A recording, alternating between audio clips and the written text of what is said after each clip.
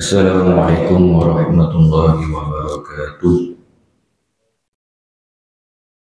Linnabiyil karim wa alihi wa ashabihi kiramil Fatihah. A'udzu billahi minasyaitonir rajim. Bismillahirrahmanirrahim. Alhamdulillahi rabbil alamin, arrahmanir rahim, maliki yaumiddin. Iyyaka na'budu wa iyyaka nasta'in. Ihdinas siratal mustaqim. صراط الذين أنعمت عليهم غير المغضوب عليهم ولا الضالين آمين. أعوذ بالله من الشيطان الرجيم. بسم الله الرحمن الرحيم.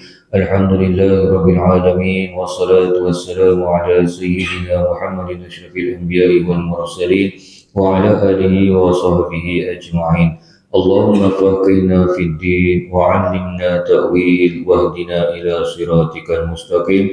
اللهم زينا بالعلم وأكرمنا بالتقوى وجملنا بالعافية. وصلى الله على سيدنا محمد وعلى آله وصحبه وسلم والحمد لله رب العالمين. الحمد لله نحمده ونستعينه ونستهديه ونستغفره ونعوذ بالله من شرور أنفسنا ومن سيئات أعمالنا. من يهده الله فلا مضل له ومن يضلله فلا هادي له. أشهد أن لا إله إلا الله وحده لا شريك له وأشهد أن سيدنا محمدا عبده ورسوله. اللهم صل وسلم على سيدنا محمد وعلى آله وأصحابه ومن تبعهم بإحسان إلى يوم الدين. سبحانك لا علم لنا إلا ما علمتنا إنك أنت العليم الحكيم. قال رب اشرح لي صدري ويسر لي أمري واحلل عقدة من لساني يفقه قولي. رضينا بالله ربا وبالإسلام دينا وبمحمد نبيا ورسولا. أما بعد. Yang dihormati pengerusi masjid dan ahli jawatan kuasa, yang dimuliakan tuan-tuan imam, tuan-tuan bilal, tuan-tuan haji, tuan-tuan yang dirahmati Allah sekalian. Alhamdulillah, marilah kita memanjatkan setinggi-tinggi kesyukuran kehadrat Allah Subhanahu wa taala kerana pada malam ini diberikan kita kesempatan dan juga kesihatan yang baik untuk kita bersama-sama dalam kuliah ilmu.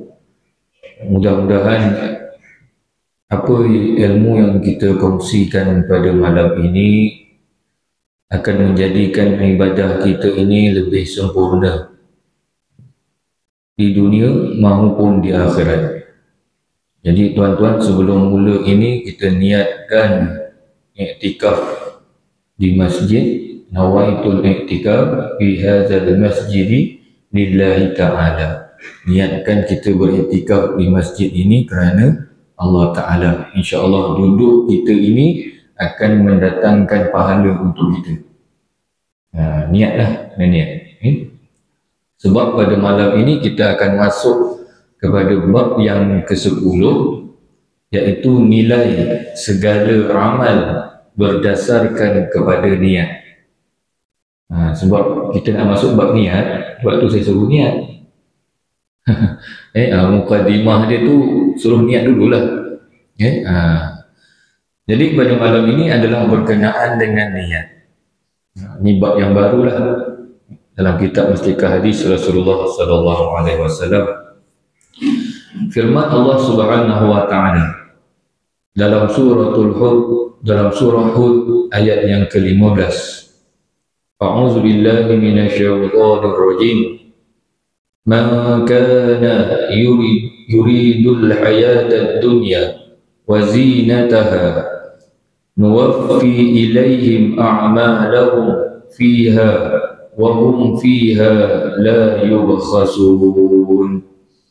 Dalam surah Hud ayat yang ke-15 yang bermaksud sesiapa yang keadaan usahanya semata-mata berkehendakkan kehidupan dunia dan perhiasannya dengan tidak disaksikan sama oleh Al-Quran tentang sah batalnya, maka kami akan sempurnakan hasil usaha mereka di dunia dan mereka tidak dikurangkan sedikit pun padanya. Termasuk ayat yang ke-15 surah Hud ini menerangkan kepada kita bahawa jika kita berniat untuk mendapat sesuatu di dunia, maka kita akan dapat apa yang diniatkan di dunia. Sebab itu dalam hadis yang kita akan baca ni, insya-Allah akan menerangkan lebih mendalam lagi tentang persoalan niat ini. Dan hadis ini juga saya yakin dan percaya ada di antara tuan-tuan yang pun telah mendengar hadis ini. Hadis yang sangat popular, hadis yang sangat terkenal berkenaan dengan niat. Hadis yang ke-38. An Umar bin Al-Khattab radhiyallahu anhu. Dari Umar bin Al-Khattab radhiyallahu anhu, qala, katanya, sami'tu Rasulullah sallallahu alaihi wasallam yaqulu. Sayyidina Umar berkata, aku ada mendengar. Ini Sayyidina Umar yang mendengar. Mendengar Rasulullah sallallahu alaihi wasallam bersabda. Ini Sayyidina Umar sendiri yang dengar. Innamal a'malu binniyat. Segala amal, yang ini gerak-geri anggota zahir manusia yang disengajakan, tidak berlaku melainkan dengan adanya satu-satu niat. Wa innama likulli imri'in ma nawa. Dan sesungguhnya tiap-tiap seseorang hanya akan beroleh balasan berdasarkan niatnya. Ini kebanyakan orang dia hafal yang ini je. Kebanyakan daripada kita, kalau kita tanya dia apa hadis berkenaan dengan niat, dia tahu, tapi dia hafal sampai sini je. Innamal a'malu binniyat, wa innama likulli imri'in ma nawa. Itu dia hafal. Ataupun dia hafal innamal a'malu binniyat, itu dia hafal. Setiap perbuatan itu mestilah disertakan dengan niat. Dan balasan yang Allah akan berikan kepada kita adalah juga berkaitan dengan niat. Faman kanat hijratuhu, sesiapa yang berhijrah ilallahi wa rasulihi, sesiapa yang berhijrah dengan tujuan mencapai keredaan Allah dan Rasulnya, fahijratuhu ilallahi wa rasulih, maka hijrahnya itu menyampaikannya kepada balasan baik Allah dan Rasulnya. Ini peristiwa ini ada setengah riwayat mengatakan berlaku ketika mana hijrah Rasulullah ke Madinah.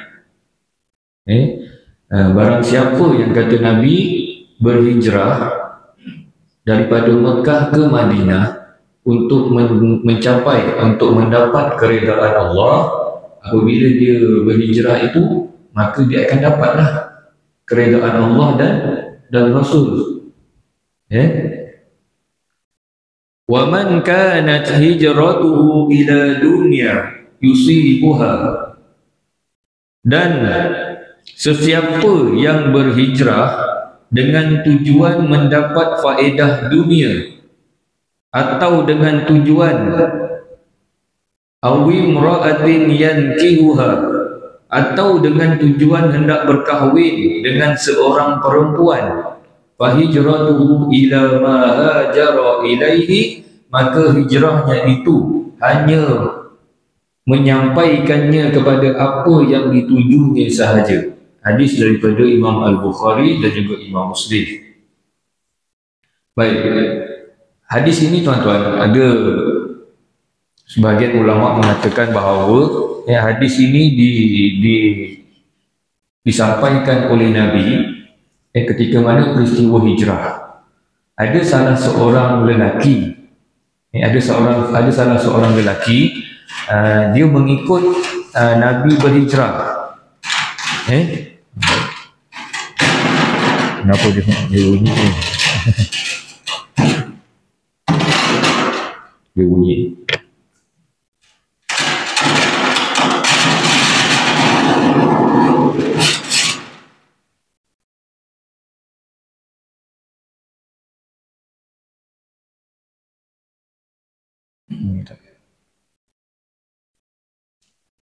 Boleh, yang musik iklan. Baik. Ada seorang lelaki mengikut Nabi SAW berhijrah daripada Mekah ke Madinah. Tetapi lelaki ini tadi, tujuan dia berhijrah bukan kerana Allah dan Rasul, tetapi hijrahnya ke Madinah itu untuk berkahwin dengan seorang perempuan. Seorang perempuan yang duduk di Madinah. Kalau tak salah saya, nama dia Ummu Qais. Perempuan ini dia mengatakan kepada lelaki ini tadi, kalau nak kahwin dengan aku, kau kena ikut Rasulullah berhijrah. Maka dia ikutlah Rasulullah berhijrah. Tetapi niatnya itu untuk berkahwin dengan perempuan tersebut, bukannya untuk mendapatkan keredaan Allah dan Rasulnya. Sebab itu dalam hadis ini Nabi kata, kita akan dapat apa yang kita niatkan. Kalau kita niatkan untuk mendapatkan keredaan Allah, maka kita akan dapat. Tetapi kalau kita niatkan untuk benda yang lain, maka kita akan dapat apa benda yang kita niatkan. Baik. Hadis yang ke-38 ini menerangkan bahawa nilai segala amal adalah berdasarkan kepada niat. Yang pertama, kita mesti mengetahui apakah yang dimaksudkan dengan niat. Kita sebut niat, maksud tak tahu kan? Dan niat puasa belum. Yang kita tahu niat tu apa dia kan? Usalli fardhu subhi, nawaitu shaum Ramadan. Itu niat yang kita tahulah kan? Tapi pengertian maksud niat tu apa dia? Perkataan niat bererti yang pertama, tujuan untuk membangkit dan menggerakkan hati seseorang hendak melakukan sesuatu perkara yang tertentu. Sebagai contoh, kita nak solat, kita mesti ada niat untuk solat. Itu dia. Yang kedua adalah perasaan berbangkitnya dan tergeraknya hati hendak melakukan perkara itu. Maka dua pengertian ini, pengertian yang pertama tadi menjadi asas untuk menilai baik buruknya perkara yang hendak dilakukan itu. Manakala pengertian yang kedua menjadi asas untuk diiktiraf dan dikira perkara yang dilakukan itu. Yang pertama tadi, niat yang pertama tadi adalah untuk menilai niat kita itu, niat sama ada yang baik ataupun yang buruk. Yang kedua tadi, sama ada apa yang kita lakukan itu disertakan dengan niat, adakah dia akan menjadi satu ibadah ataupun tidak. Tiap-tiap satu perbuatan atau amal yang dilakukan oleh seseorang didorong oleh niatnya. Dengan sebab itu, maka tiap-tiap amal yang baik dan yang buruk dinilai berdasarkan niat orang yang melakukannya. Cara menilai yang demikian menjadi asas bagi segala amal dalam Islam. Jadi segala perbuatan yang kita lakukan ketika mana kita hidup di dunia, terutamanya dalam kehidupan kita seharian. Dalam hidup kita seharian ini, apabila kita bangun daripada tidur, sehinggalah waktu malam kita nak tidur semula, amalan-amalan yang kita buat itu adakah dikira sebagai ibadah ataupun adat ataupun kebiasaan? Sebagai contoh, kalau kita bangun tidur, kemudian kita seharian tu kita makan, kita makan itu niatnya kerana Allah, dan juga orang yang makan tanpa niat. Tuan-tuan rasa mana yang lebih baik? Makan dengan niat. Takkanlah Ustaz sekali makan tu nak niat. Sahaja aku makan hari ini kerana Allah Ta'ala. Itu tuan-tuan. Ataupun kita nampak hanya makan terus, tak ada niat apa doa pun tak ada, tu pula makan. Jadi perbuatan-perbuatan ini yang kita lakukan memang seharian kita buat. Tetapi yang membezakan adalah ada tak perbuatan itu yang kita buat itu, ada tak kita masukkan dia niat, ataupun kerana Allah.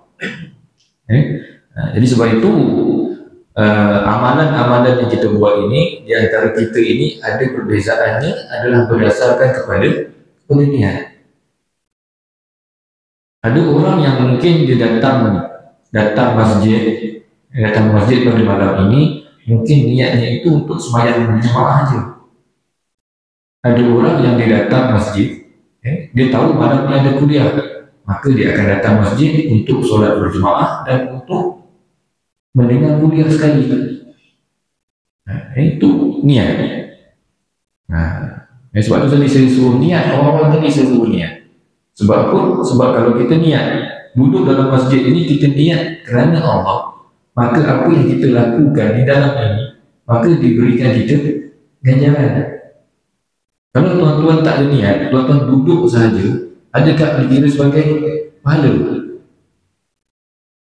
Tapi kalau duduk dalam majlis ilmu ini, kalau tak niat pun mungkin dia akan kira sebagai pahala jugalah. Tetapi niat tu tadi yang nak mengatakan sebagai mengkhususkan niat dalam diri kita tu. Sebab segala amalan akan dinilai berdasarkan kepada niat. Bagi menjelaskan keadaan asas itu, Rasulullah SAW menerangkan amal berhijrah sebagai contoh.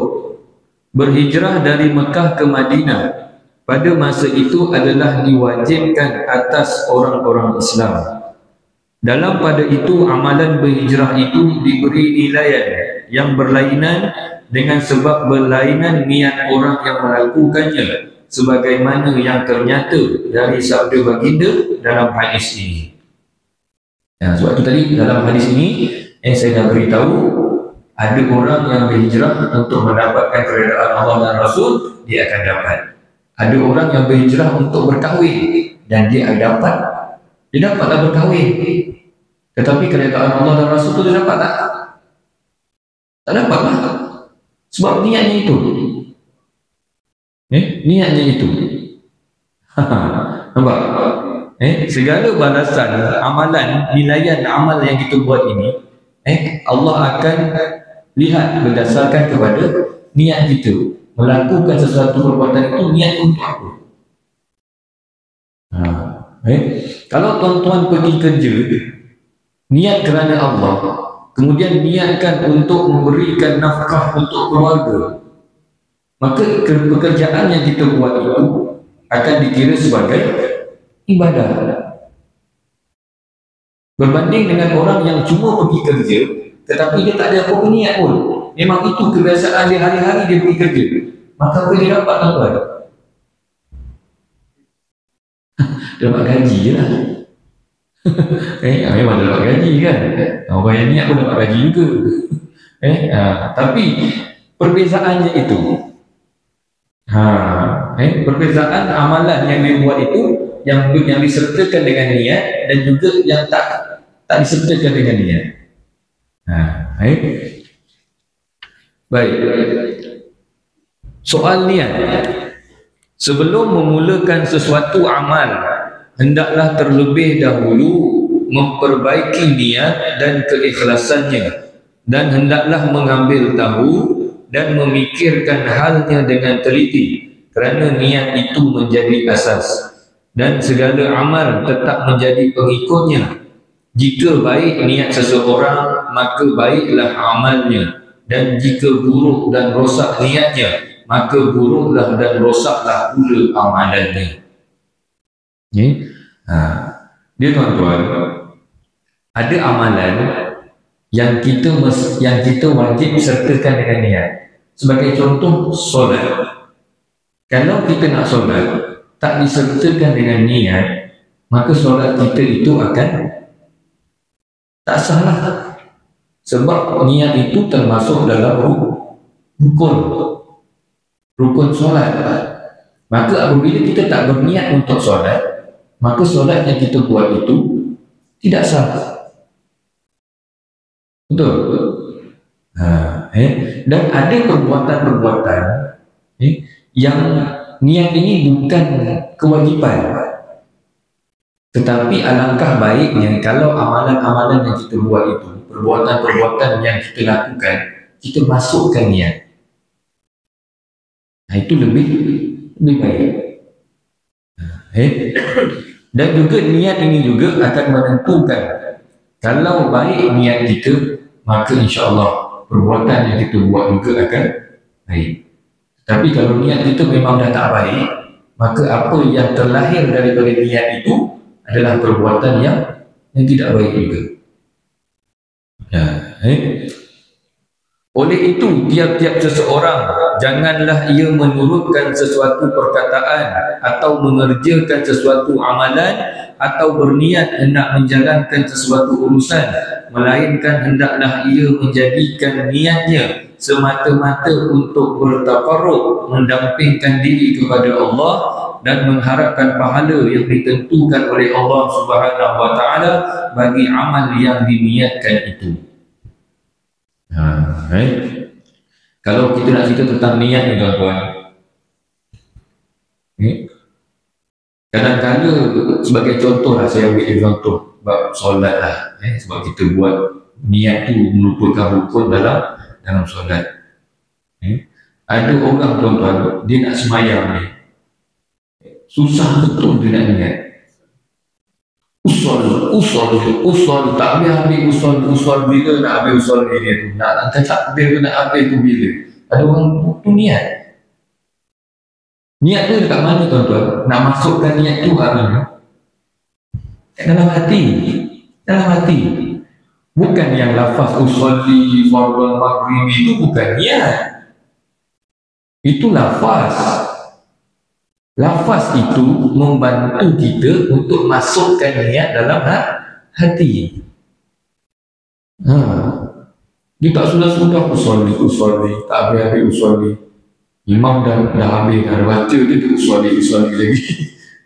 Sebab nak masukkan niat ke dalam hati ni tuan-tuan. Sebab dia kadang-kadang dia ada perasaan was-was. Dia was-was, usolli, dia was-was. Maka bagaimana niat orang itu? Tak semayang ni, was-was, niat tak habis. Jadi bagaimana cara dia nak niat? Dan tuan-tuan, kita kena faham dalam bab solat sebagai contoh, niat itu bukannya sahaja aku solat fardu maghrib 3 rakaat tunai kerana Allah Ta'ala. Bukan tu niat dia macam. Niat untuk kita solatnya apa tuan-tuan? Solat sama ada sunat atau fardu kerana Allah Ta'ala. Contoh, solat maghrib. Solat maghrib tunai ataupun 3 rakaat kerana Allah Ta'ala. Contoh kita masukkan dalam niat kita ini kan, masukkan dalam hati kita ni, aku nak solat maghrib kerana Allah Ta'ala, ataupun 3 rakaat, ataupun imam ataupun makmum kerana Allah Ta'ala. Itu dikira niat lah.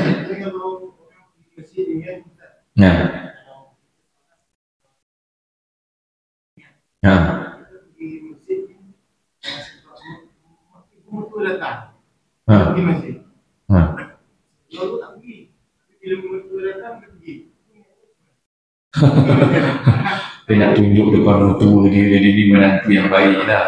Bila mertua datang datang rumah dia pergi masjid, Dia pergi masjid. Nanti dia punya mertua dia kata, bagus kok menantu aku ni, pergi masjid sembahyang tak tinggal. Ada. Tengok niat pada orang yang datang tadi. Niat dia tu datang memang nak solat, ikhlas kerana Allah, ataupun niat itu memang saja dia nak tunjuk pada mertua dia tu yang dia tu rajin dia sembahyang kat masjid. Kalau dia niat ni untuk menunjukkan saja pada mertua dia, aku nak tunjuk pada mertua aku ni, aku ni nanti yang baik pergi masjid sembahyang, maka dia datang sembahyang di masjid ni, apa yang dia dapat? Dapat apa tak? Apa nak lah, dia tak dapat apa? Kerana dia datang itu bukannya tujuannya kerana Allah.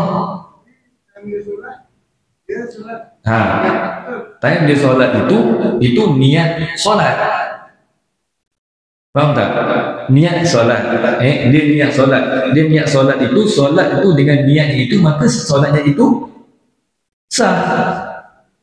Tetapi perbuatan dia, niat dia yang nak ke masjid ni tadi, nak semayang tadi ni, kerana untuk mertua dia, itu yang tak dapat apa-apa. Faham tak? Niat dia tu tak dapat apa-apa. Dia melangkah ke masjid, setiap langkah dia tu tak dapat apa-apa. Dia niat semayang tadi tu memang niat dia semayang tu. Niat dia tu untuk semayang, maka dia niat semayang, maka dia dapatlah semayang tu tadi. Niatnya itu kerana Allah.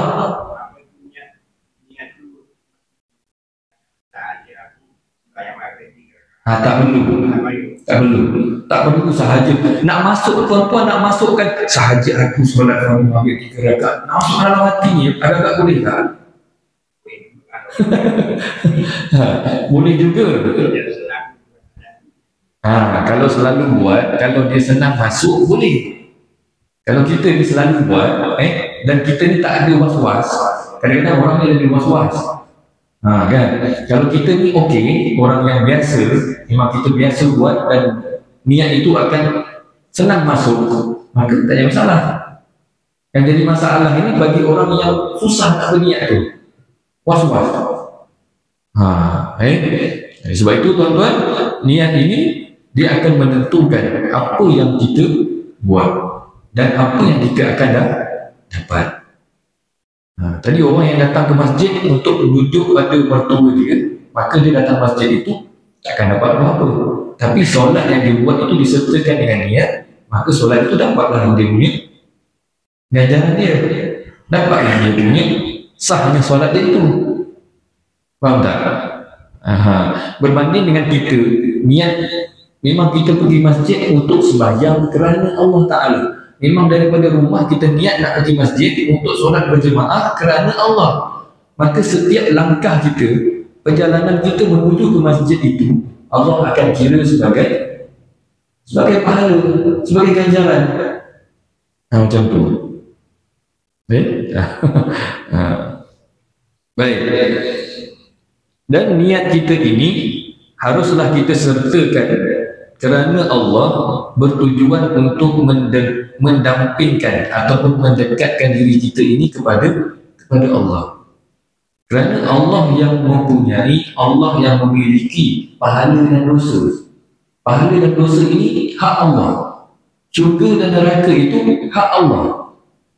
Maka kalau kita niat sesuatu perbuatan itu kerana Allah, maka Allah akan bagi apa yang sepatutnya. Tapi kalau kita bukan niat kita kerana Allah, maka mana mungkin Allah akan bagi?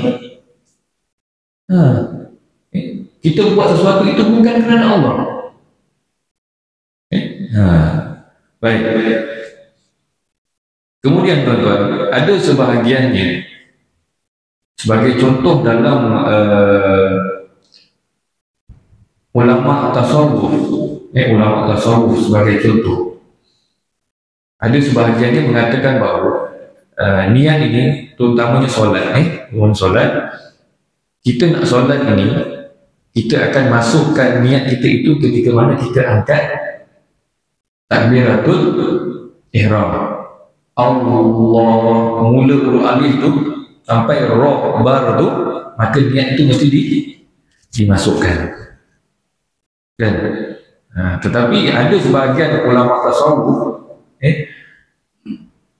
Mereka mengatakan bahawa kalau kita niat dekat rumah, contoh kita niat dekat rumah, dekat rumah ni kita dah siap-siap nak pergi masjid ni, kita niat memang nak sembahyang, nak pergi masjid tu nak sembahyang. Maka ada sebahagian ulama ini mengatakan bahawa ketika mana dia niat nak pergi sembahyang di masjid itu dah dikira sebagai niat. Nampak? Itu kalau kita bahaskan tentang tu nanti ada orang kita pening kan, ada tuan-tuan, kenapa tak sembahyang? Dah niat sembahyang, maknanya dia dah sembahyang.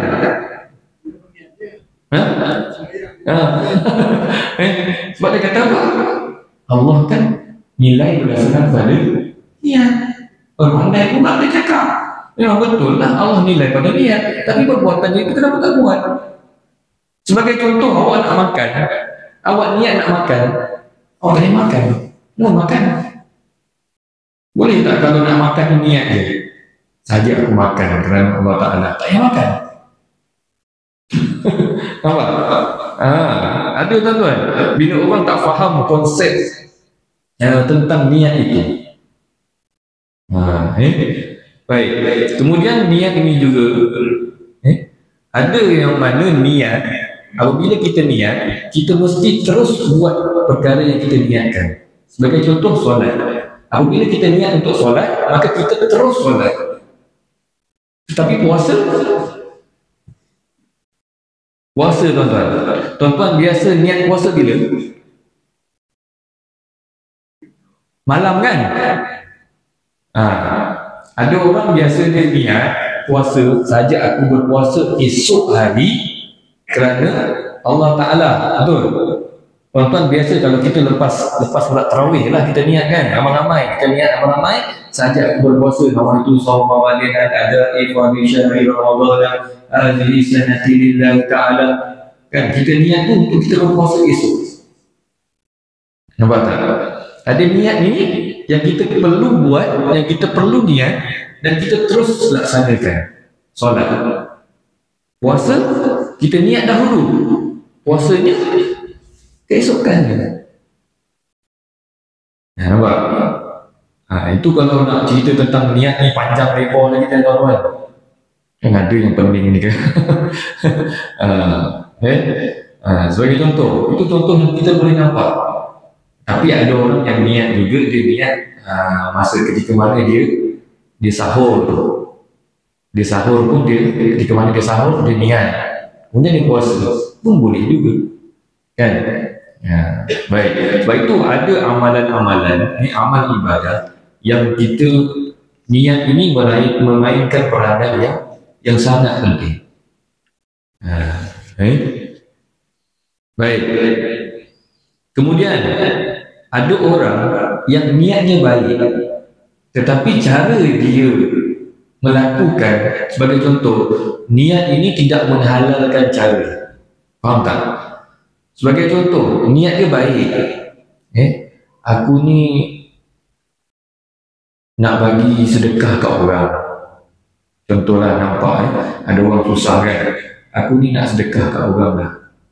Kesian dia kan, kesian lah orang tu, macam susah je. Tapi dia pergi mencuri kat kedai, dia pergi ambil barang kat kedai, dia bagi orang tu, ni saya sedekah. Tapi barang tu tadi dia curi. Niatnya itu nak sedekah, nak tolong orang, tapi caranya itu dia mencuri barang dan dibagi pada orang untuk bersedekah. Nampak tak? Niatnya baik, tetapi cara dia melaksanakan niat itu, cara dia salah. Nampak? Tetap juga dia perbuatannya itu dosa lah, mencuri. Orang tak faham jadi diam orang kata tandanya setuju kan. Kalau diam ni pun lain macam ni saya rasa. Dia cakap tentang niat ni kan, ni pun tentang niat sikit je ni, belum masuk lagi tentang bila masa dan sebagainya ni.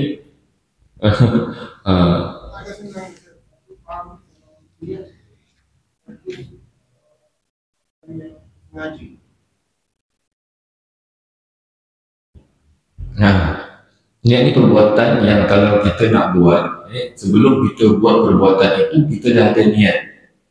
Maksudnya kita niat dulu, baru kita buat perbuatan tersebut. Tapi sebagai contoh, kalau kita makan, memang kita niat nak makan. Cuma kadang-kadang kita masukkan dalam niat kita tu makan itu, kita makan itu untuk keredaan Allah, rezeki daripada Allah dan sebagainya lah. Maka kita akan dapat dia punya ganjaran dia. Ini penting juga ni tuan-tuan. Tak apa, nanti kita sambung lagi lah. Dia tak boleh panjang-panjang. Ini kalau dah pening, bau sikit dah pening. Kalau panjang-panjang kan, belum lagi dia pening kan. Yang mana yang masuk, mana yang keluar tak tahu dah. Jadi sekian sahaja. Marilah kita tutup dengan bacaan tasbih kafarah dan juga suratul Asr. Bismillahirrahmanirrahim. Subhanaka Allahumma wa bihamdika asyhadu an la ilaha illa anta astaghfiruka wa atubu ilaik. Bismillahirrahmanirrahim. Wal 'asr innal insana lafi khusr illa alladhina amanu wa 'amilus solihat wa tawassaw bil haqq wa tawassaw bis sabr. Wabillahi taufiq wal hidayah. Wassalamu alaikum warahmatullahi wabarakatuh.